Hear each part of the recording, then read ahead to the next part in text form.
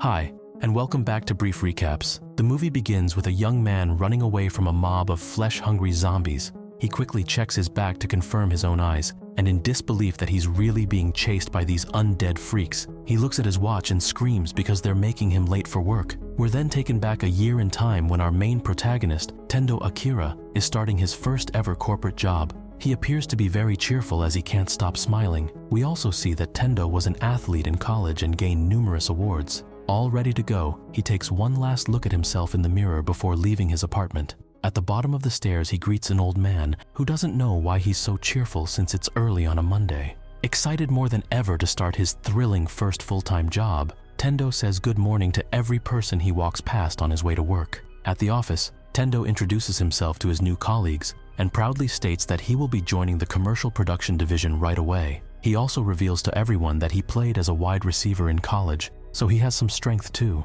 The chief of staff, named Kosugi, expresses how he loves Tendo's energy and has high hopes for him, to which the director teases Kosugi, saying that he was young and energetic too once upon a time. The director shows Tendo his seat and tells him to go to Kosugi if he has any questions. At his desk, Tendo looks around ecstatic because he has a job he can truly be proud of.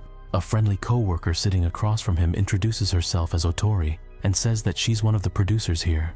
Tendo can't believe that he even gets to have a beautiful senior co-worker, proclaiming that this is the perfect place to work. After the day is over, all the employees gather at a bar to throw Tendo a welcome party, where he gets to know his colleagues better. After having a good time, Tendo expresses how lucky he feels to be working there.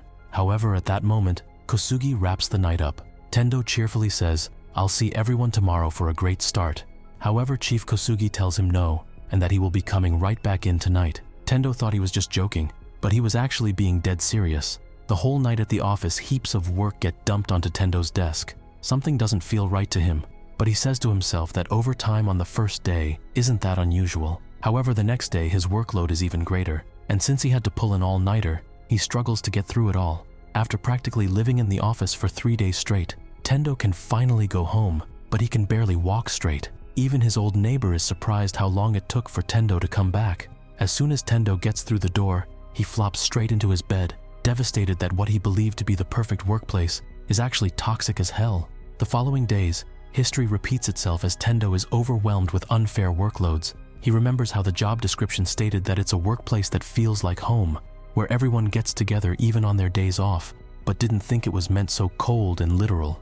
Tendo ends up washing himself there, sleeping there, and constantly getting berated by his bully of a superior. One evening, Tendo meets his best friend Kencho at a bar and vents about his depressing work life. Kencho tells him to just leave, or better yet find a new job. However, a few moments later, Tendo gets mad at Kencho for checking his phone instead of listening to him. Kencho says it's because the daughter of one of his clients is into him, and she's a model. Tendo scolds him for seemingly having such an easy work life, to which Kencho says, "At least I'm not being a loyal dog to please the higher-ups," prompting them to get into a small physical altercation.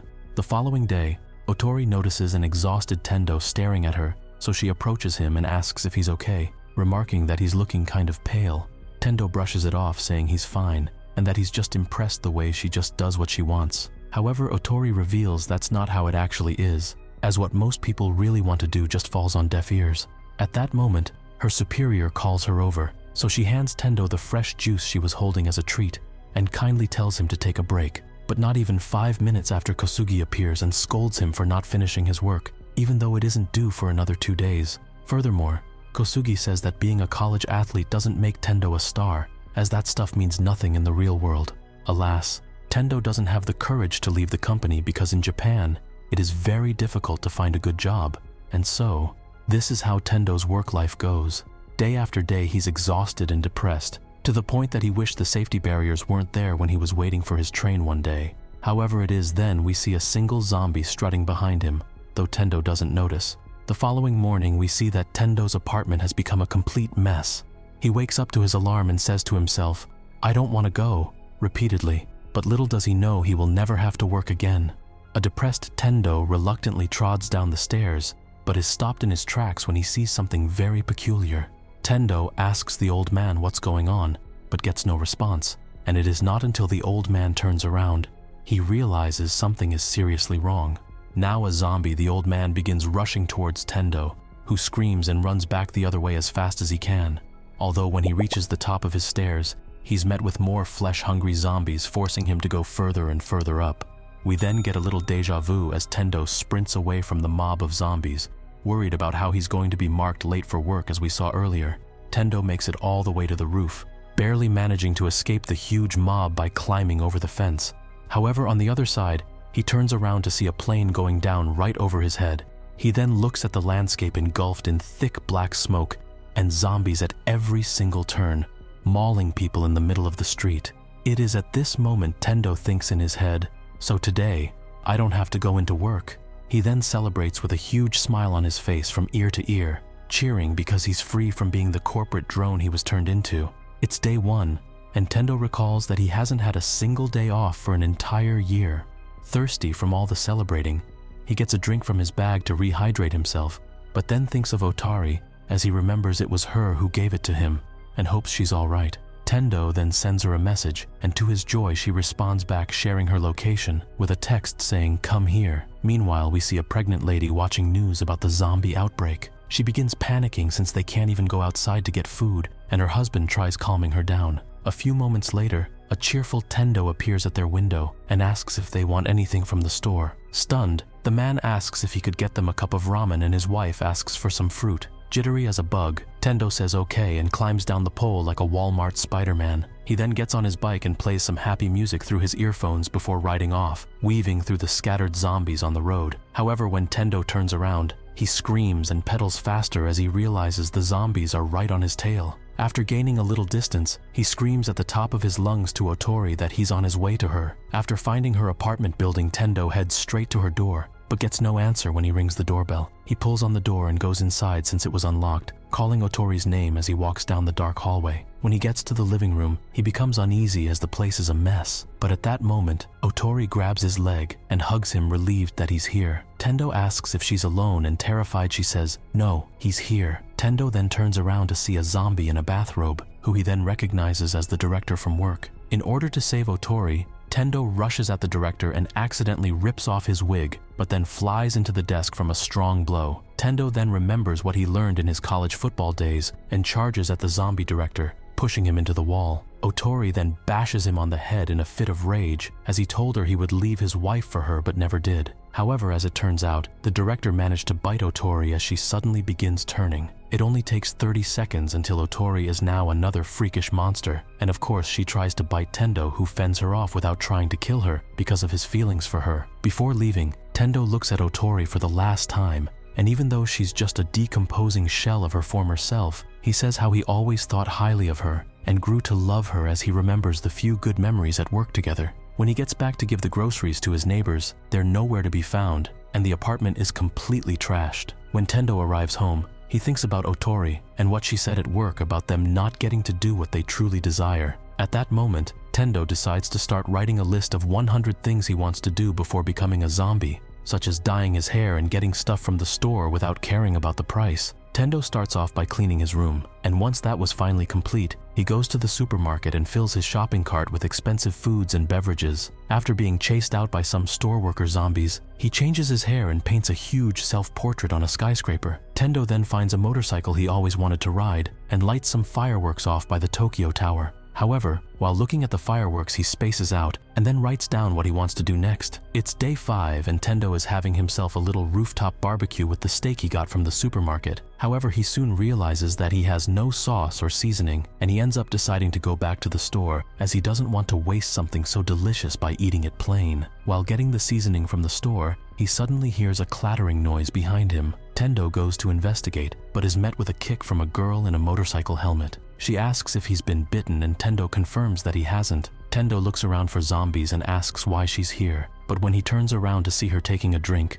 he looks at her like he did Otori the first time he saw her. A few moments later, they hear a stranger screaming for help outside, and the girl takes care of the zombie like a pro, although another one appears, but she uses an alarm device to incapacitate it. The girl then leaves on a bike and Tendo returns home, where he finally remembers his best friend Kencho and calls him. Tendo is relieved that Kencho is all right, but he reveals that he's stuck in a hotel and he's surrounded by zombies. Tendo immediately says he's on his way and races to Kensho on his motorcycle, hoping he can make it in time to save him. On the other hand, Kensho checks outside his room, but is met by a mob of zombies, prompting him to run back inside. By nightfall, Tendo manages to find the right hotel, but there are too many zombies lurking around. Tendo then remembers that they're primarily drawn to sound, and throws a music speaker into the crowd to distract them. Using his football instincts from his glory days in college, he manages to evade the zombies and eventually reaches Kensho's room. Tendo then apologizes for everything he previously said,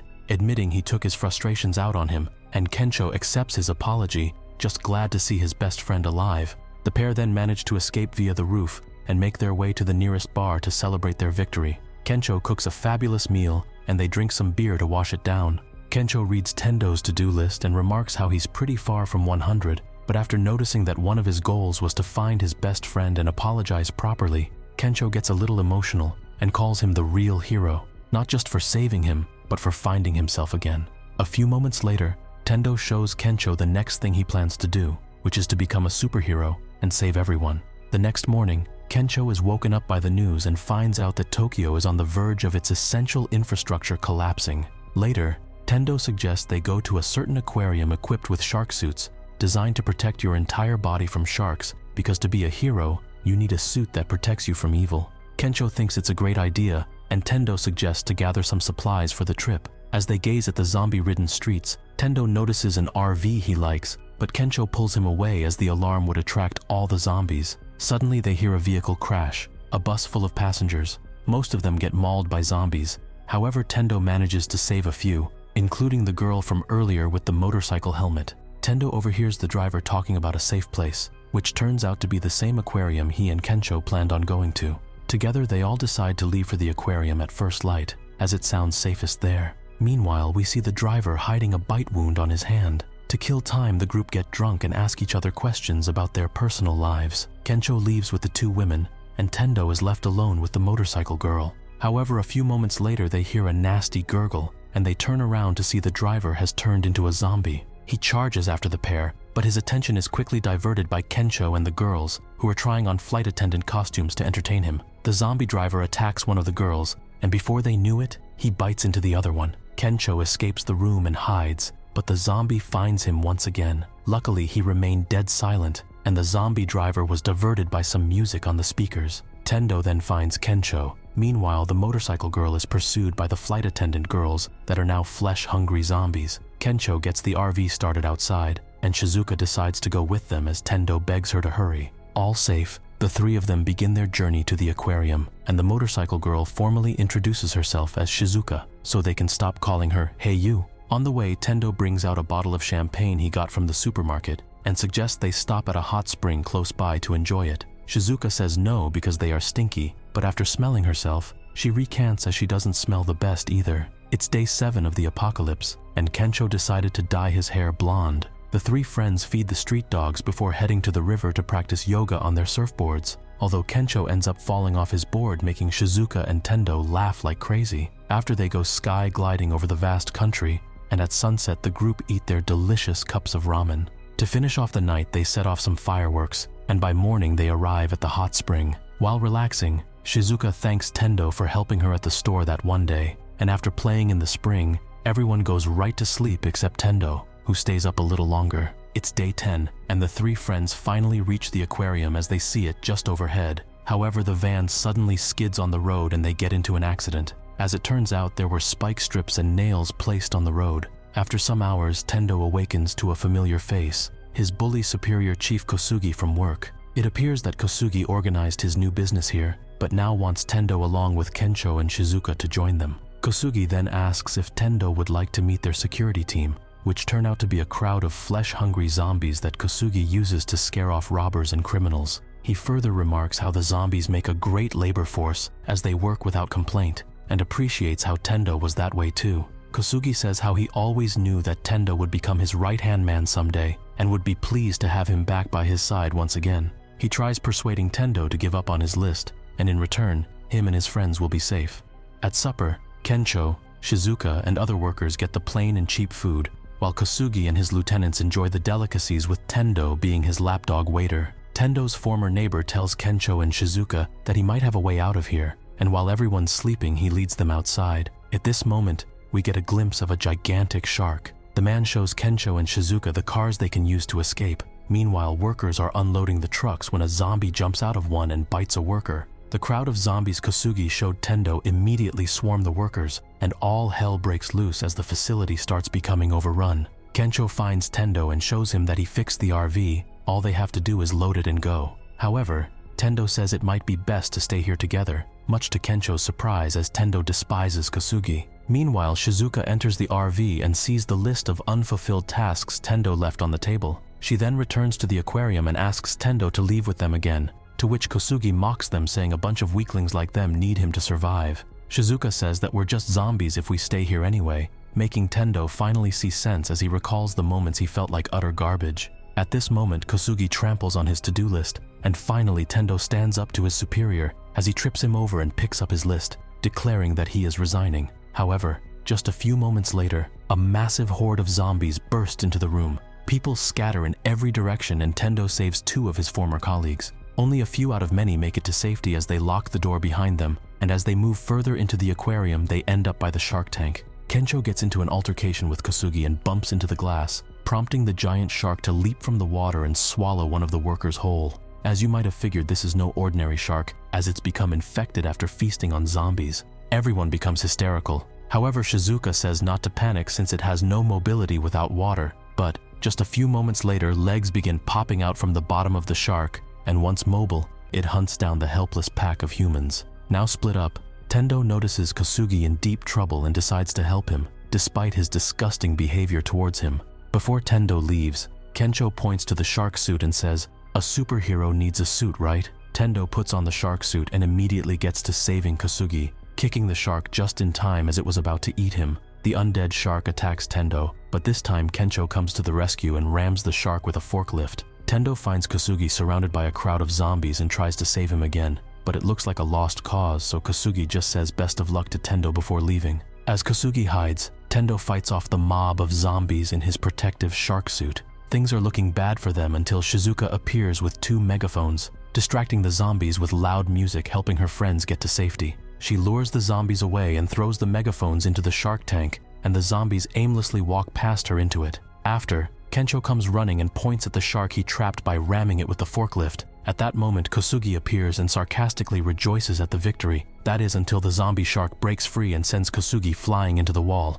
Once again, Tendo takes on the giant shark, while Shizuka finds a couple of batteries with a plan to electrocute it. Shizuka informs Kensho on her plan and explains they will need to use Tendo as the conductor, since his suit is made of steel. Though she's not sure how to get the batteries to Tendo, so Kensho takes them out of her hand and says, "I've got this." When he gets the chance, Kensho tosses the batteries to Tendo. However, it seems the shark has killed him in the process. Tendo screams his best friend's name with rage before sprinting at the shark. He lunges at it with a huge force and stabs the batteries into the shark's nose, frying its brain and successfully defeating it once and for all. Tendo immediately runs over to his best friend, and luckily, he just has a concussion. Everyone is now safe, but all the inhabitants of the aquarium are packing up to leave, much to Kosugi's dismay, who tries persuading them to stay by saying they will die without him. Although this time, the workers see through his tough guy act and stand up to him, tired of being his playthings. Everyone then leaves and says their farewells. Before Tendo and his friends go, Kosugi begs him to stay. However, Tendo says it's been nice knowing you, and the gang leave in their cozy RV. While driving, Tendo asks Kensho and Shizuka if they want to do the list together, to which they humbly agree. From here on out, they all write things they want to do and complete them together. Kensho writes that he wants to become a comedian and make people really laugh. Shizuka writes that she wants to become a doctor and save many lives. And lastly, Tendo crosses off his favorite goal, which was to become a superhero and save everyone. Don't forget to like and subscribe if you enjoyed, and comment your thoughts and theories down below. Also consider turning on the notification bell so you never miss out on my recaps. Until next time, take care.